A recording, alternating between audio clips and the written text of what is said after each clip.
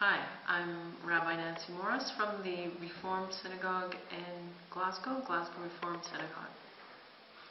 And I'm talking about fasting, I believe. Fasting in Judaism has quite a long tradition.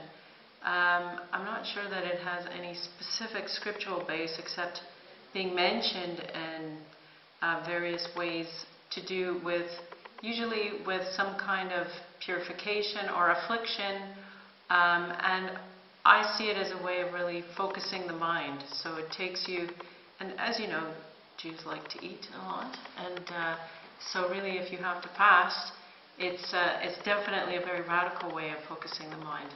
And the most well-known fast is on our Day of Atonement called Yom Kippur, which is literally translated the Day of Atonement. And people dress in white, either shrouds or robes. Again, another sign of purity for the day. It's almost like a kind of deathly spiritual state where you're not even in a sort of to be thinking about the body or to be in a state of sort of bodily awareness, almost not trying to not be in bodily awareness, and therefore fasting does go along with that.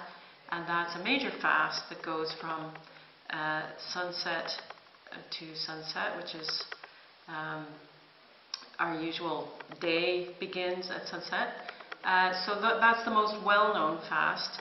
And in other days of the year, there's a few what they call minor fasts, which would be from sunrise. For example, Tisha B'Av is a day of, again, a day of mourning. It's a day of mourning for most of the disasters that have befallen Jews through the centuries, of course, kicked off by the destruction of the first temple in Jerusalem.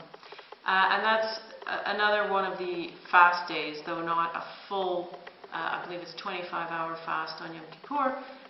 It's only from sunrise. And again, because of its quality of mourning or sort of not being aware of the body and concentrating the mind and focusing the mind, it's a day for fasting as well. And then there's a few others dotted throughout the year in which you fast.